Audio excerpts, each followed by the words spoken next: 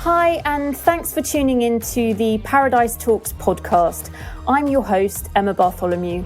In this series, we'll chat to some expert guests from the creative industries to get their take on the state of their sector, their advice for the rest of us, and their hopes for the future.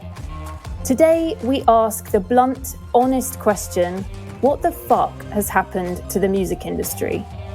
The music industry, like so many other creative sectors, has really been going through it for the past 6 months, to put it mildly. Frankly, it feels like it's been taking kick after kick in the balls. And we're not out of the woods yet, with things looking pretty uncertain for the foreseeable. Artists, labels, festivals and venues have all dug in to stay the course, coming up with ever more resourceful ways to maintain both content creation and fan engagement. But is it enough? I'll ask today's guests for their honest thoughts and any advice they can give to the music community on how to keep looking forward. There are many known unknowns for the music industry as we look out across an uncertain landscape, including how long will this hell last and what's the mid to long-term damage to the industry? Who can tell? But one of the positives we've seen during COVID has been a sense of solidarity amongst the various sectors of the industry. This has been especially important for artists who are often self-employed and may feel that they have little in the way of a safety net. They've been told for years that live is where the money is, but that doesn't help an emerging or profile artist with no hope of touring or stepping onto a real physical stage, whether it's in a pub or at a festival anytime soon. It's my pleasure to welcome my guest for this debut episode of Paradise Talks, CEO of the Association of Independent Music, better known as A&amp, Paul Pacifico, and CEO of Gsync, Roy Lidstone. Welcome both, and thank you so much for joining me. Thank you. Pleasure. Thanks, Emma.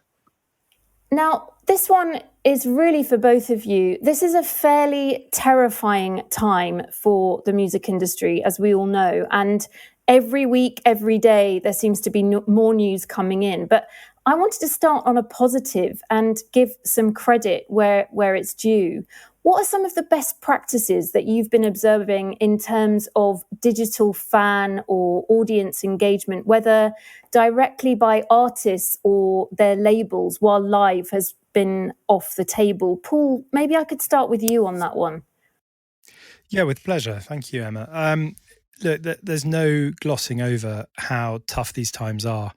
And I think for me, what's been really interesting is to look at how A&amp's members as a community of businesses have really had to reassess the whole sort of value chain in their business. There's no point doing stuff at the front end if the back end isn't right. There's no point engaging with fans if that engagement doesn't drive revenues. So I've seen members really starting from the ground floor doing metadata health checks, as boring as that sounds, spring cleaning all of their archiving files, making sure that everything is up straight and making their processes as efficient as possible. And, you know, it doesn't sound very sexy, but it is incredible how important that stuff is and how much that can make the difference in these really tough times where every penny counts. So one of the things I've been seeing is, first of all, attention to detail in the administration and the setup of the business, but then also some fantastic creativity in kind of really personalizing the engagement between artists and fans. One of the strengths of the independent sector is I guess these are smaller businesses that are more nimble. They're more, directly in touch with the coalface. And seeing different labels with different artists taking very different approaches has been fantastic. And actually, some of it's been kind of back to a very old school approach with mailing lists and physical. Others have been, using new platforms, like whether it's TikTok or whatever's coming next, in exciting ways. The whole spectrum. So lots of positives to take from this, and the old saying that necessity is the mother of invention has certainly been the case. Yeah, absolutely. And I would totally agree with you that we shouldn't kind of poo-poo the admin side of the industry right now. It may not be the sexiest aspect, but it's so important to get all your ducks in a row when we're facing this kind of crisis. Roy, has anything particularly impressed you, maybe in terms of the solidarity in the industry, or any great campaigns that you've seen to kind of keep the audience engaged with artists' work? Sure. Yeah. Firstly, I would say that I agree with just everything Paul has just said there. It is absolutely important to look at beyond the end of this situation that we're in at the moment. So actually using this time to get everything in order, to prepare, to record where you can, to develop your online profile, I think is all a very positive thing to do. The impact is obvious. I mean, as you know, the sector that I work in is within film and television advertising synchronization, but we can feel it and see it right across the board. We can see how it's affected artists that we work closely with that would have launched their album and toured it this year, and the financial impact of that. After spending all the money preparing that album and making it and getting it ready for market. The positive things I've seen, absolutely, I think there is a camaraderie. I think there's a real understanding that this is the music industry as a whole, and that we all play a part in it. And to get through this, my biggest worry is when we do eventually come back to whatever normal is, how much damage has been done. So the most important thing is to prepare and get everything in place as much as possible. I think some positive things I've seen, depending on where the artist sits, of course, it depends on the size of their audience, but I've seen really good engagement from emerging artists, really working it, really figuring out how to communicate with artists almost one-on-one. And it's paying off. You can see the connectivity grow. You can see them looking for ways of monetizing that, even by, if they do have a reasonably sized audience, to do a special paid live performance filmed from a studio. So yes, I think there is positive things, and I do believe everybody is working very hard to see their way through this. Yeah, absolutely. And it does remind me on a kind of almost hourly basis that our global music industry is a community of human beings. And yes, some of them are artists with high profiles, some of them are not, but we are all in this together. Roy, you mentioned there very importantly the idea of monetizing initiatives like live streams. At times during this pandemic situation, it's felt like every artist and their mum has been live streaming from a living room or an empty stage. Some have been really powerful performances with that kind of intimate one-to-one feeling, which is incredibly clever to recreate that through live streaming. But do you think that live streaming and other ideas like VR gigs are really a viable part of the future beyond the COVID horizon? Do you think maybe that one of the positives in terms of finding monetization through live streaming, for example, is that accelerated growth that's kind of come about, as Paul said, necessity being the mother of invention? Do you think that's maybe one of the long-term positives of this basically horror show of a year that we've had? I think it's a good addition to what an artist has to do. I don't think it's a livelihood. I don't see how, live streaming, one-on-one performances, that kind of thing is a realistic model to grow the industry, to grow the artist's career. But I think it's a new way of, not a new way, but a better way of engaging whilst you're doing everything else. And I've seen some of our artists have fantastic personal response. And, watching a live stream performance and seeing that live feed of comments coming up all the time, it's a different experience to, say, performing in front of an audience when you feel that instant reaction from an applause or cheering. But to actually read personal comments from people as it's happening is quite a fascinating way. And also in listening to not just them saying, "Oh, that's amazing," but actually saying what it means to them, how much they're enjoying this, or could you play this song, or what does that song mean? And it almost feels a much more personal way of growing and developing your audience. But I think again, it's all about scale. I mean, could Rihanna keep doing that? It's not realistic. We need to fill stadiums and arenas and concert halls all the way down to small live venues, because we all feed off the same thing. It's not, you can't take one part of the industry out without it affecting all of the other parts of the industry. And I think it's really important how we all feed into the growth of the industry together. Yeah, all part of this music ecosystem. Back to how things are right now. As I mentioned in the introduction, things are changing hourly and daily, and artists and the rest of the music community are having to listen very carefully and follow the news in terms of government support and initiatives, whether the dates are moving. Today, we've seen that some of the dates are moving for various grants that were looking possible for the sector. Paul, your work with AIM and the support that you've garnered from British music organisations for artists and specifically freelancers has been tireless since March and admirable. Are we doing enough as a wider industry, do you think, to support our artists in terms of access to funds and grants? The easy answer to all of these questions, of course, is yes and no. There's only so much I think that the industry can do. Could we do more than we're doing now? Yes, I think we could, actually. I think we could be more targeted. And I think we could do a lot more to reinforce the idea that we're an interconnected ecosystem. Those are easy things to say. We've already been talking about them in this conversation right now. But there's a very almost, I guess, I don't know how to put this exactly. There's a really difficult calculation, I think, being made by the government right now. And I don't say this with any kind of enjoyment or relish, but I think they're trying to figure out that on the basis that every part of the economy is going to be deeply damaged, which parts can grow back no matter how damaged they become, and which parts will be lost forever. And this is a really difficult question to get into, because our emotional response is that we all want to help each other and support each other. But you can clearly see that the government's response isn't going to enable that. So there's a big gap in the middle there that we as an industry have to consider.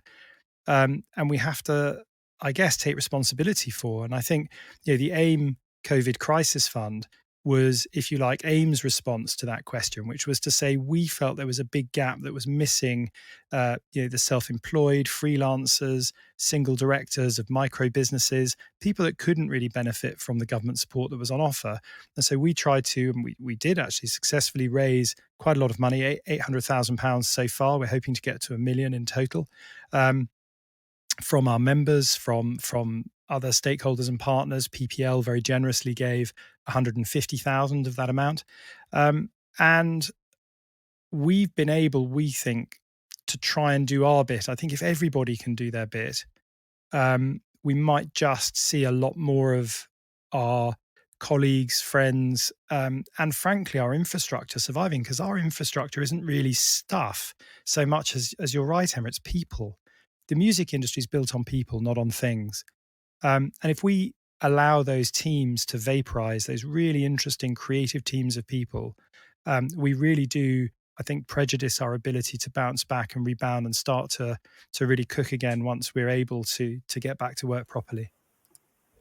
Yeah, and you mentioned something very important there, which is the human impact, which I'll come on to in a second. But just thinking about recovery, keeping up with news of venues not being able to open, and this is not just in our sector, the music industry. It's also today we've heard announcements about cinema chains potentially closing, maybe temporarily, maybe longer term.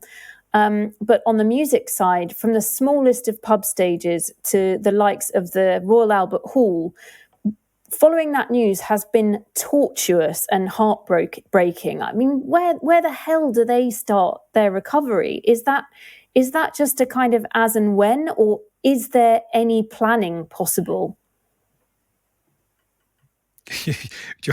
Roy, do you want to have a go at that? I mean, who? If anyone can answer that, I'll give you a prize. But no one can. No one can. There's no planning until there is planning, and where there is planning, as you've seen, it can change very, very quickly. And I think we all have to be responsive to these external circumstances and do our best within them.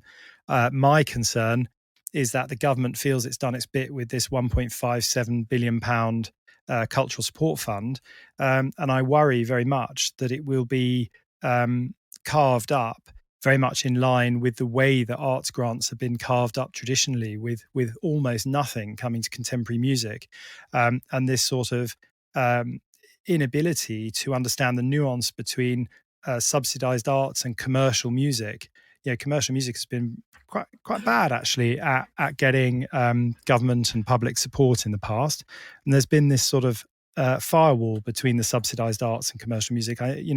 Those days are gone. That membrane has to be porous, and I think government and other bodies have to recognize that commercial music needs support, and that it has a huge benefit, and that it's not as clear cut as it used to be in the old days. Yeah, I agree, and music and live music is a significant earning potential for the UK. Brings in a lot of money. My worry, my fear is that without a longer plan to get through this, so many people in the industry, this is including film, television, and advertising, are freelancers. How many engineers can sustain themselves for what period of time? And if we are looking at a relatively long period, which I believe we are, before we get back to that level of normality, what part of the infrastructure will collapse on itself? Just the supply side there, for example, touring equipment, just that alone itself, lighting, and then when everybody wants to come back and do live gigs, is the infrastructure there to actually deliver into that? So yeah, it's very complicated, and I don't think no one can say, as I think as Paul was saying, there's not an easy answer to this. There's not just a magic wand that says, oh, we need X number of billions given to us and that'll fix the problem. I think there is some collective planning need to be done so that when things do get back to a normal, that the infrastructure is strong and able to bounce back. And if you think about it, if there is a position when people could go back to festivals, go back to live gigs, then they would, and they would do it quickly. But we have to be prepared to handle that when that opportunity arises. Yeah, absolutely. And you mentioned festivals there, Roy. Just to maybe reflect on some of the festivals that have been missed over the summer. Obviously, a huge part of revenue for the music industry, not just in the UK, but internationally. And all of those, as you mentioned, they're not even ancillary services or elements of our industry. We're all part of the same ecosystem, and we're all codependent on one another. When it comes to the festivals that we've missed as music lovers, obviously nothing can replace the vibe of being at a festival with all the other music fans, waiting for your favorite artist's set, the adrenaline, queuing for the loos for hours on end, trying to find your tent again in the early hours, all the fun things. But on a more commercial level, are there effective ways for festival organisers and promoters to engage audiences around digital editions that somehow encapsulate the festival experience and its brand identity, bringing in the elements of the festival experience, bearing in mind that all festivals have their own personality? Or do you think that it is something more tangible than that? Do you think all the elements, all the staging, the lighting, the crew, is that all part of the festival experience that is simply irreplaceable? Roy, I'll go to you for a first response to that one. Yeah, I would definitely say that's the problem. It's an immersive experience to which you cannot replace a 200,000 people or 50,000 people standing in a field. The other thing that's, I think, has shown its head here is how much over decades music on television has been removed. There's a lot of opportunity that could have been for where we could be seeing, live broadcast performances from studios. There's none of those shows anymore that you used to tune into to watch your big artist or new artist coming in, and there's nothing that's really filling the void other than the internet. And the problem for up and coming artists is, how do you get that exposure? How do you get people to come and look at what you're doing on stage? Well, a festival is a great way for getting on the bill, for getting opportunities to play in front of big audiences, and getting on that circuit, let alone the revenue that the bigger artists earn. But again, I defer a lot of this to Paul, because he has more firsthand experience with artists and management. And Paul, just before I come to you on that one, can I just add something for you, Roy? Yeah. Do you think that those TV shows that, I mean, as you said those words, so many memories were flashing through my mind of my, my happy childhood and teenage years watching those shows. Do you think that the TikToks and the Insta TVs of this world have replaced that? Or do you think there could be a place for those to come back into our kind of crosshairs? I think it doesn't have to be either or. It could be both. And one can actually help the other. I don't know the exact reasons. It's obviously to do with revenue and viewing figures, but I think there's such a new connection, or a bigger connection to music on a wider scale now, that there is opportunity for the right old grey whistle test to come back again and take these opportunities to really engage with musicians and understand what a real live performance is about, and even the concepts of Top of the Pops, just to engage with the fun and the enjoyment of watching your artist on the screen. Absolutely. Paul, anything you wanted to add on either the kind of digital festival experience, or maybe what Roy's just been talking about, the broadcast element, the TV element of maybe showcasing especially the emerging end of the talent market? Yeah, I think it's a lovely idea that we come back to time and time again. We in the music industry, I mean, this sort of quite nostalgic idea of, wouldn't it be great if Top of the Pops for the 21st century existed? But I think the reality is that's not going to happen. And I think, if anything, lockdown and the COVID sort of sense of isolation, I think, has accelerated consumer expectations around on-demand and personalization. So I think we're less likely to go back to a kind of bulge bracket, middle of the road music TV experience like a kind of Top of the Pops or grey whistle test. And I think, in fact, what we're going to do is go further and further into hyper specialization through platforms, and whether that's the big incumbents like YouTube, who've been bringing to market very rapidly monetization opportunities for artists in different ways, and they'll be rolling out more and more of those, I'm sure, over the next 6 months or so. And then also TikTok, Insta TV, all those things that are coming around to help artists do that. I think we're going to see more of that rather than going back to a bulge bracket experience. I'd say, though, one of the positives of COVID, actually, for me, is that all of those things, if you've got a festival that's trying to re-engineer itself as an online virtual experience, you're suddenly into quite a complex area of licensing, where you're bringing much more into conflict sort of the job of the record label, the job of the promoter or the event producer, and the rights situation can become very messy very quickly. And I know, as AIM, we've worked on we led the development of guidance to record labels on how to handle these situations, because it is really, really tricky. But the upside, and this comes back again, some of the things we were talking about earlier about the people side of the business. Everybody I speak to in the business where they've come up against this complexity has taken the view that we need to not ignore it, but we need to shelve those conversations till later. Let's get the stuff out there. Let's get artists on stage in whatever, whether that's virtual or in a studio being filmed directly, whatever it is, the most important thing is actually to get the music out there, get people working, get things happening. The rights landscape will come back to later.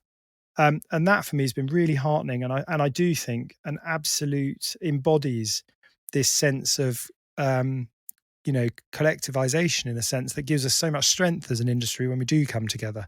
So that's been really positive. Look, seeing a festival online is never going to be the same as squelching through mud in a field that we all love to do. There is, we use the word community a lot at AIM, and that whole word community is based in the sense of communal, a commune, coming together, shared experience, that sense of, human connection, whether it's between members of the audience or the audience and the band, the artist, whatever it is. And I think of course we miss that on a very human level. But at the same time, I think the virtual experience has been accelerated massively by the COVID crisis. We're getting better at it. It's getting better. I do think there is a long-term future for virtual engagement, whether that's through VR, AR, extended reality, all of these technologies that are now, really coming much more into the mainstream because of isolation. And I think we'll end up in a hybrid world, because sometimes you can get to Glastonbury, other times you can't, but you can still enjoy a lot of what's going on, if not the full experience. Well, Paul, can I just ask you a question myself and see what your thoughts were on this? I know that it's still early days in terms of the testing technology, but is there a possibility on the horizon that if there was an almost on-the-spot test, that you could control a venue or an audience or numbers coming in by on-the-spot testing? Is that something that could be realistic? A lot of people have been talking about those kind of eventualities, and I think there are two sides to this equation, possibly three. One is, what we're permitted to do by government and regulation. The other is what artists and promoters are prepared to do. And the third is what audiences have an appetite for. And I think all three of those things have to come together. And we're going to have a job as an industry to kind of fly the flag and really help make people feel safe coming back to crowded environments. I was thinking, actually, Roy, while you were talking about the online experience, of the paradox of how the humanity of an in-person performance is so immediate, but yet the personalization of a virtual performance that allows comments and questions and direct communication, there's this paradox that it's kind of both have elements of being closer together and yet further apart. But I think, immediate on the spot testing.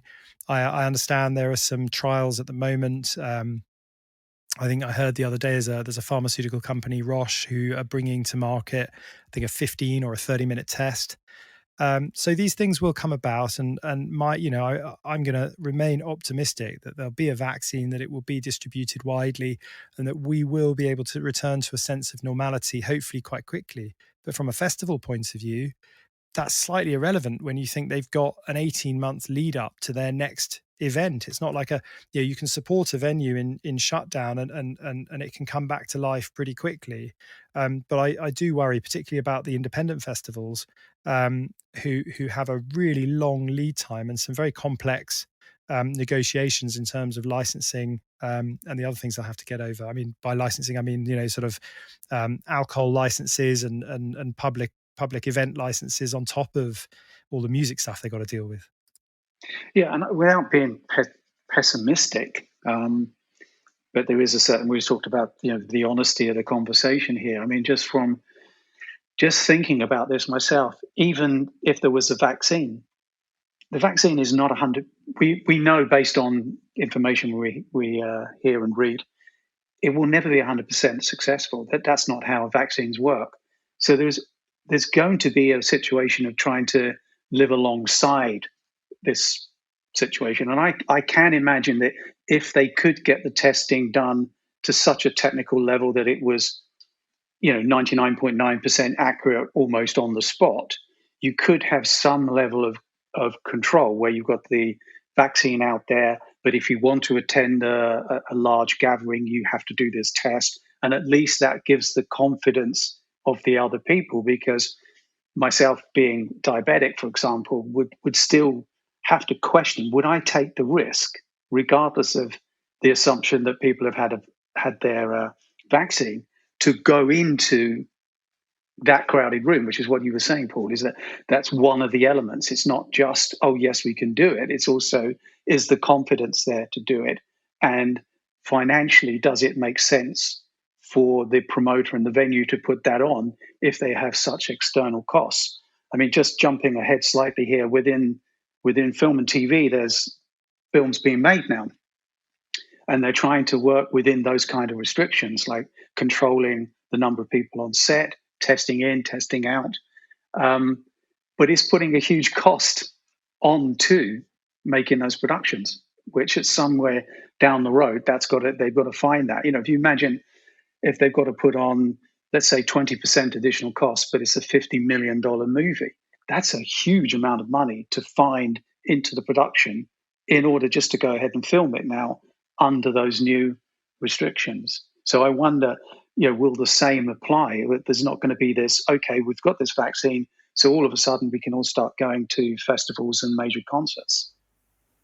Yeah, there's so much to consider. Paul, did you want to jump in there? I did. I was going to really build on what Roy was saying. I mean, I lead the music industry working group that liaises with government, and we wrote the back to work guidelines or guidance for working in recording studios, rehearsal facilities, and for music videos. And so we had a lot of liaison, a lot of roundtables with people in the film industry. You're absolutely right, Roy. They were calculating it was a 20% cost increase on production based on the back to work guidance for film and TV. This is a very real problem. And the other challenge that we all face is, of course, on a film set. I mean, let me tell you a recent example. Was I was listening to someone talking about getting a soap opera back to work, and how they actually had two sections of the cast completely isolated from one another in case one section came down with COVID. So it's a bit like if anyone's got kids going back to school or anything, if one kid in a class or in a school suddenly tests positive, there are all sorts of knock-on effects for tons and tons of people around them. And if that happens on a film set, they're trying to find ways to deal with it. But if that happens on a gig or in the run up to a gig, what if one roadie on a big tour suddenly tests positive? Does that mean the whole tour is down for 14 days at this stage? It's even more. Sorry No, to go for it, Roy. Just to add to that, I mean, do a comparison between a major festival and a major movie. Yes, if anyone on the set, if the roadie gets it, or if the lighting guy, boom guy gets it, that's one thing. But the insurances for these films are enormous now, because if the lead cast member or any of the lead cast get this and have to be offset, and you have to shut a film down before you finish filming all the scenes, you're talking astronomical amounts of losses.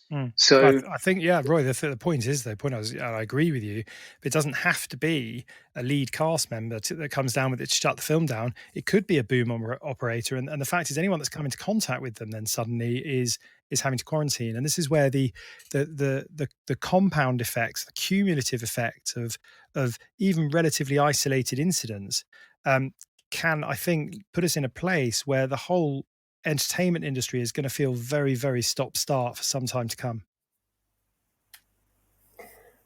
And I think there's so many complex variables that we just can't possibly keep control of, or even monitor from 1 minute to the next. But returning to the heartbeat of the industry, the kind of human heartbeat of the industry, without which we wouldn't have a music business, the artist and their material. You both spoke there about the film and TV industry, and I'd love to give any artist listening some really practical tips here, because, of course, if artists are writing their own tracks, one way that they can keep monetizing is via sync, the potential of sync, the legal use of music in media like ads, TV, film, and online. And obviously, as you've both just been saying, those industries are just as affected as our music industry has been.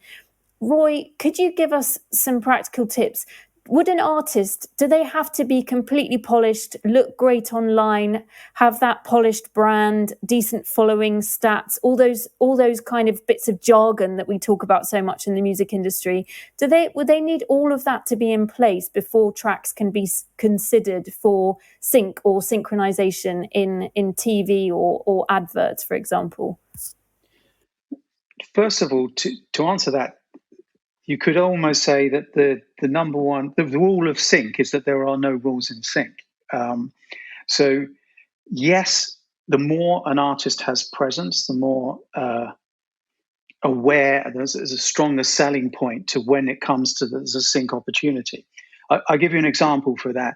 If a supervisor or an advertising agency is looking at a piece of music for a brand, they will at some point need to sell that into the brand as to why they're suggesting that this piece of music works for it. They will have almost definitely a number of options on the table. So the stronger that your story is, the greater chance you have of landing it. It's pretty rare where you have the only likely piece of music that could ever be used on that one ad. And if you do, then it's probably because it's a classic tune and the brand are falling over themselves to get it. So any marketing that you can bring to improve your chances of landing is a good thing. So commercial releases, online profile, these are all conversations that at some point we may have with a potential use. Saying that, depends again. It could be we're working on a Netflix scene and there's a track that just sounds great for it. Supervisor loves it. It's an easy clearance. There's no other rights owners involved, for argument's sake. What we call a one-stop shop, where the artist is the rights owner of both master and publishing. It's a very easy deal to be done for a few $1,000s, job done. But you can see how that scales up. The bigger the opportunity, the bigger the brand, for example, in advertising, then the more that the client or the director wants to know why they should engage with that piece of music. So the answer is yes. Always promote yourself, always be as active as you can. And would that same philosophy apply to the potential opportunities via composing to commissions or briefs, where there wouldn't be a pre-existing track, for example, but an artist might write something to a brief for a brand, for example? Would they still need that brand themselves, in a sense? I think to be realistic about this, it's a bit of a myth. I mean, those opportunities are very, very rare. If they are, that's because the people involved in it, say, for example, the director or the ad agency, have decided that they want to have an artist to create some music for this particular use.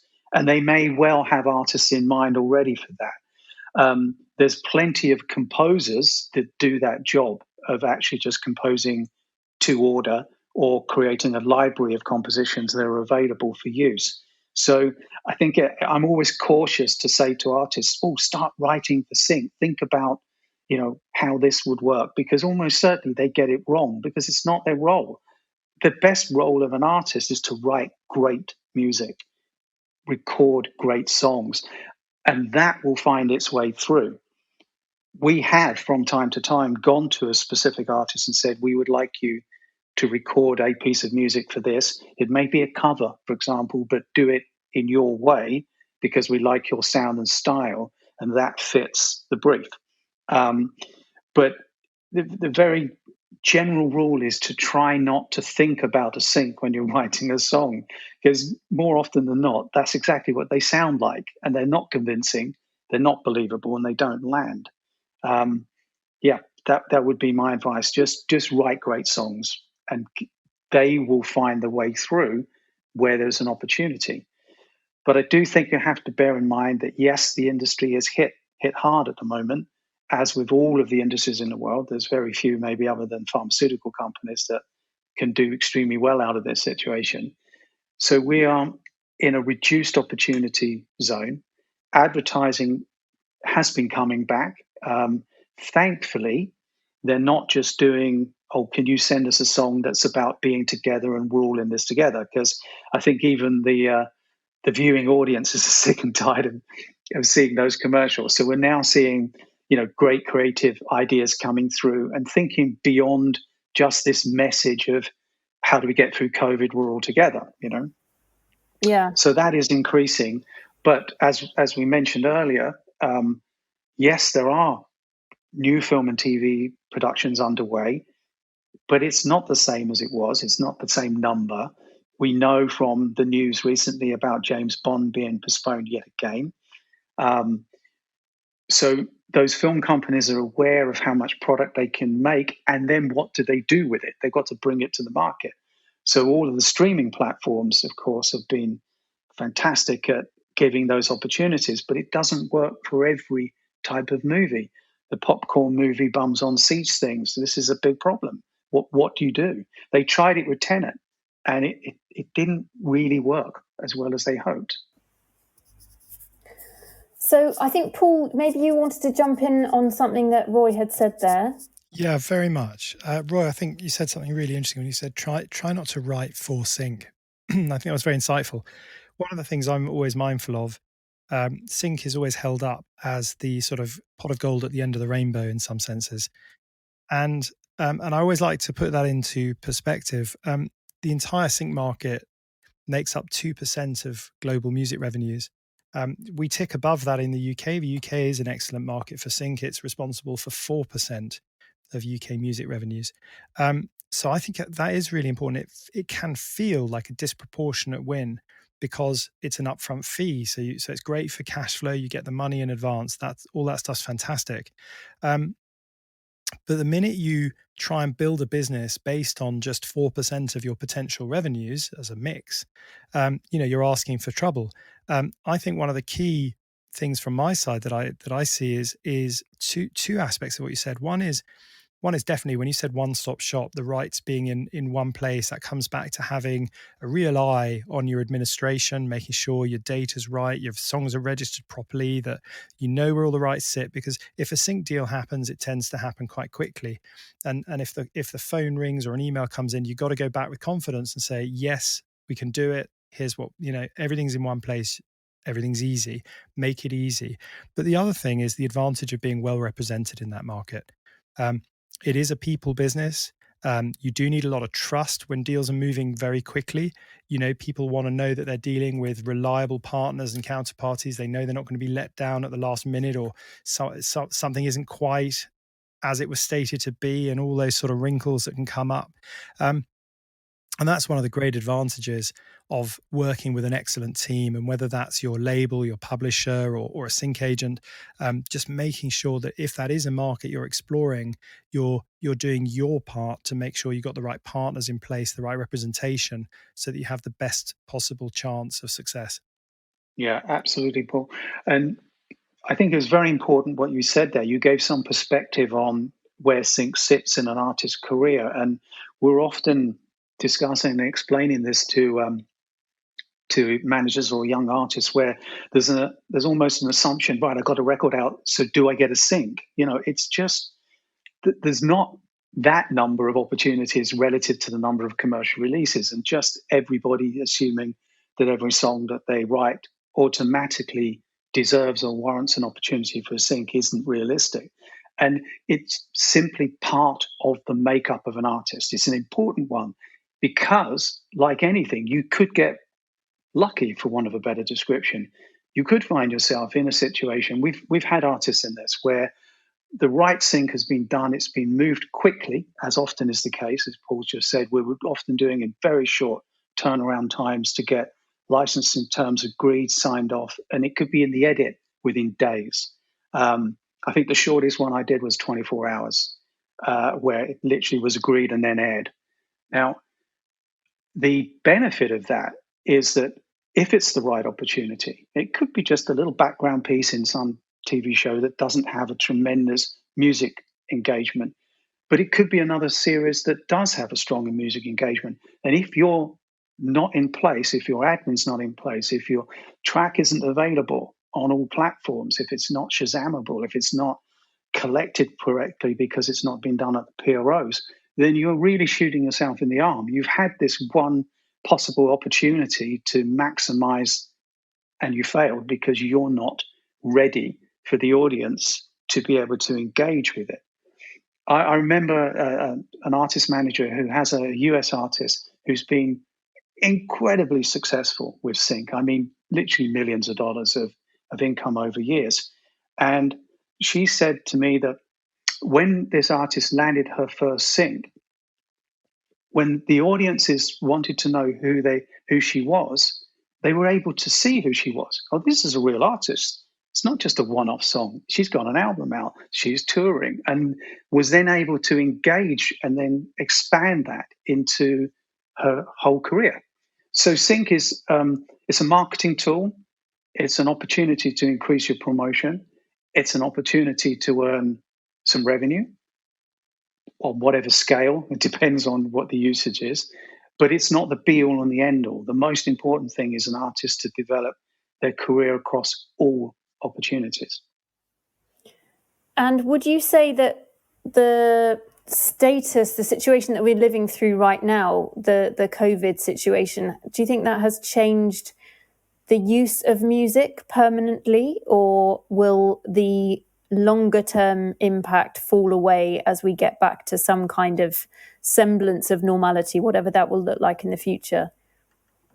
A quick answer from me is no, it doesn't really change it. In terms of synchronization, it hasn't, because a synchronization is a synchronization. It's licensing your music to an audio, to a visual use, and putting the two things together, audio and visual. So as long as there is a media, whether that's TV, streaming, advertising, computer games, there will be a requirement to do those licenses. So I don't think it's changed it dramatically in any way.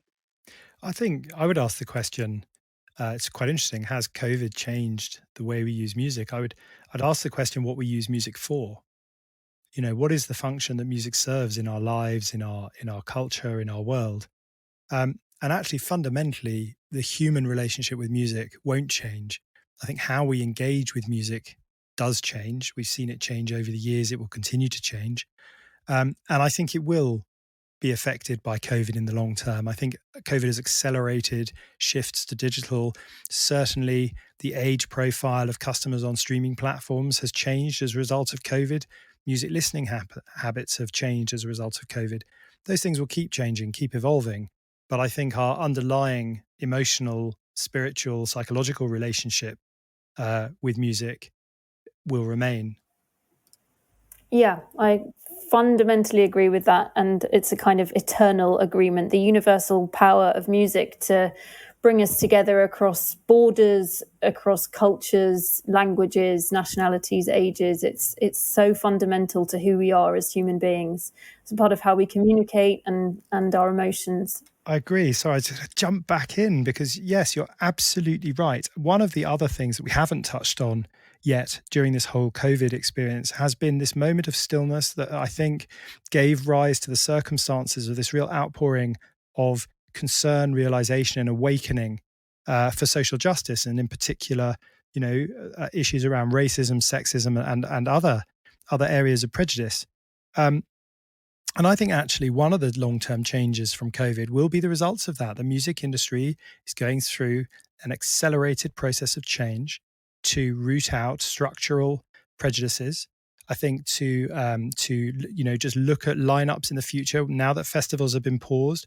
I cannot imagine a world in which a festival lineup in the future will look like the festival lineups up until now, where there have been one or two female artists in a sea of male artists, or and I just think the world is changing. Talking about the environment and sustainability, things are not going to be the same in the future as they were in the past. I think areas of issues around social justice are receiving attention that they absolutely need and warrant. Our industry is changing. And I think the COVID crisis, that stillness that it forced upon us, I think did to a certain extent, sort of make us ready for that moment of awakening. And I think it's incumbent on all of us to grab the opportunities coming out of COVID, of course, to get back to work, but to get back to work in a better way. I 100% agree with everything Paul just said there. And I think we're seeing it, not that it's perfect by any means, but we're seeing that the music industry as a whole responding very quickly to to the movement, the feeling that things do need to change, and they do need to change quickly. And I can already see it in film and TV productions. It's not there yet, but you can see that there is a desire. And in terms of music, there will always be music, no matter what. There's going to be music, and there's going to be a demand for music. And through this period and beyond it, it should continue to grow. I think that's a very hopeful note on which to end the conversation, thinking about the universal power of music, not just as the soundtrack to our lives and the unifier, but also as the vehicle with which we can drive forward all these very important social changes. And I guess when we can rely on music as an art form to do that, it will ever be present in our lives. And thank God for that. Paul Pacifico and Roy Lidstone, I want to genuinely thank you both so much, not just for your time, but your hugely valuable insights and your take on what the hell is going on in the music industry. You've been listening to Paradise Talks, and next time we'll turn the spotlight on the TV industry. To discover more about the agency and Paradise Talks, visit www.paradise.london.